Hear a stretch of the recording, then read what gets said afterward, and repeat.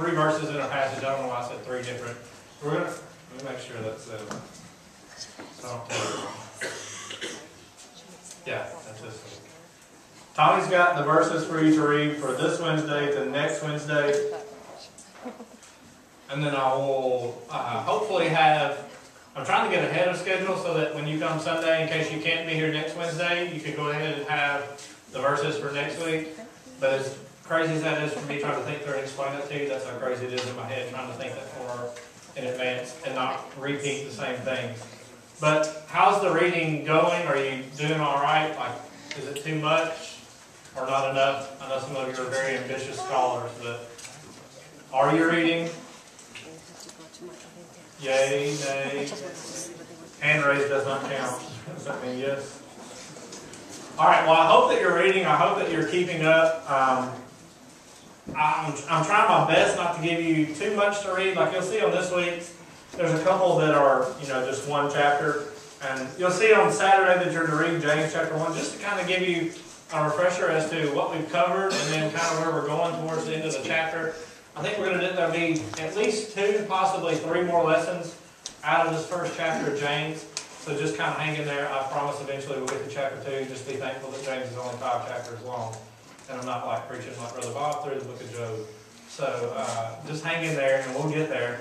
But tonight we're going to look at is it's a passage it's really short. It's only 3 verses, but man, there's so much in these 3 verses, and I hope that I don't get sidetracked.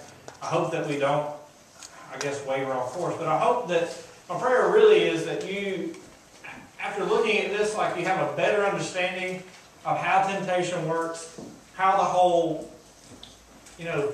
thought process works, and how you, as an individual, and especially as a believer, how you can avoid letting temptation lead you down the path that leads you to sin, and that you don't have to necessarily sin every time that you're tempted. Does that make sense? I know you're not going to be perfect, but in knowing the process and understanding how the process works, I hope you see the seriousness of sin, but I also hope you see like it's preventable. Like there is a way out. There is a different plan. You don't have to give in to the temptation.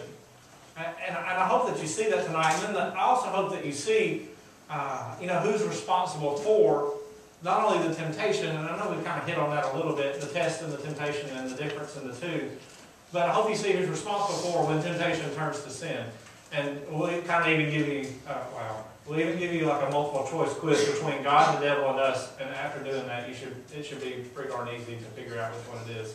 I know some of you don't like tests, but that's a real simple one. We'll start in James chapter 1. And before we start, or verse 13, before we start, what's the difference in a test and a trial? Anybody remember? Test and a temptation. Test and trial kind of same thing. It's going to grow us. It's going to complete us, round out our faith, as we said time and time again. Sometimes I don't know what I've told y'all and what I have told you, because I feel like we've been in James forever, because I've been working on this forever. But if you'll pick up with me in James chapter 1, verse 13. I'm going to back up to verse 12 so you can kind of get a run and go with the whole passage. It says, "Blessed is a man who perseveres under trial, for once he has been approved, he will receive the crown of life, which the Lord has promised to those who love him." Now, that's the verse we covered last week. Pick it up in verse 13. "Let no one say when he is tempted that I am being tempted by God, for God cannot be tempted by evil, and he himself does not tempt anyone. But each one is tempted when he is carried away and enticed by his own lust. And then when lust is conceived, it gives birth to sin. And when sin is accomplished, it brings forth death." So in verse 13, it kind of begins, and the thing I love about James is, it's not one of those deep theological books of the Bible. It's not like Romans where you got to really dig to kind of figure out, okay, Paul's talking about the law. Is he talking about this, or this? It's not a thing where it's like, well, it could be this or it could be this. It's very, very cut and dry. Like when you look at it, and you look at verse 13, "Let no one say when he's tempted, I'm being tempted by God, for God cannot be tempted by evil, and he himself does not tempt anyone." That automatically answers the question that I asked you at the very beginning: who's responsible in the end? It already removes, we're going to narrow it down. You got 1 out of 3 choices, so you got a 33% chance of getting it right to begin with. Now you knock God out of the equation, now you got a 50-50 chance. So your chances are getting better as we go along. But you see that God is not responsible in any shape our fashion is. Gabriella said, you know, a test becomes a temptation when we fail to draw close to the Lord.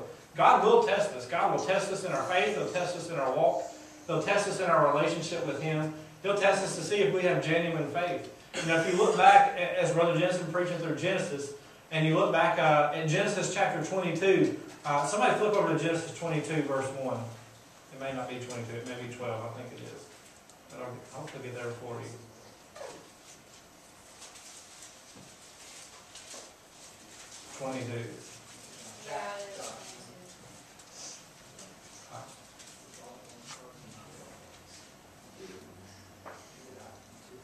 Make sure your card says week 5 at the top. If it doesn't, we'll fix it. Okay.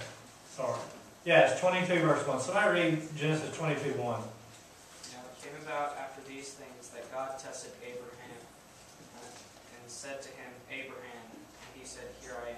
Alright, so what do you see God doing to Abraham? That's also very straightforward. Testing, not doing what? Not tempting. Alright. Now you compare that, and you know that passage, if you look at your heading, is obviously the passage for what? What's happening in Genesis chapter 22? Abram's being tested by doing what? What's he having to do? Offering up Isaac. He's having to offer up Isaac. Now you think through that test, and then there's kind of then you compare that. Flip back over while you're in Genesis to Genesis chapter 4, and look at the story of Cain and Abel. This is one of my favorite passages, not because it's great, but because it clears things up, and it's very sad, but at the same time you see the seriousness of sin. Beginning in verse 5, it says, But for Cain and for his offering he had no regard. Now you know the story of Cain and Abel. One brought a good offering and brought what the Lord said, the other one didn't. It says, But for Cain and for his offering he had no regard. So obviously Cain was the one that didn't do right. So Cain became very angry and his countenance fell. Already beginning to have thoughts of anger and thoughts of disappointment, because his countenance fell and he got upset. He said, If you do well, let me back up. Then the Lord, verse 6, the Lord said to Cain, Why are you angry and why is your countenance fallen? If you do well, will not your countenance be lifted up? So God's saying, hey, listen, Cain, if you'll do what's right and you'll catch this, you'll be okay. Your countenance will lift back up, things will work out. But look at what he says, if you do not do well. If you do not do well, sin is crouching at the door, and its desires for you, but you must master it. And you know the end of that story, what happened? Did Cain master it, or did the sin or the temptation master him? It mastered him because he murdered his brother Abel. And so you contrast those two things, you see that God clearly was just testing Abraham.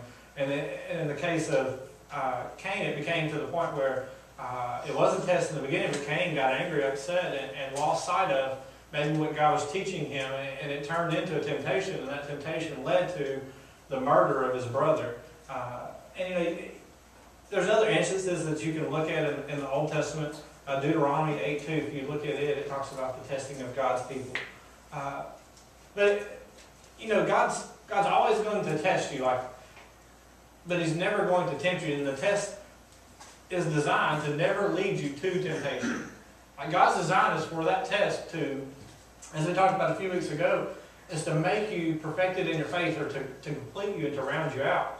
It's not designed to lead you down a road where you choose to go into sin and to fall into that temptation and to sin and essentially to be disobedient to God and to turn your back on God, to be a rebel against God. That's not the design ever of God's test. But then James goes on to say, not only is God not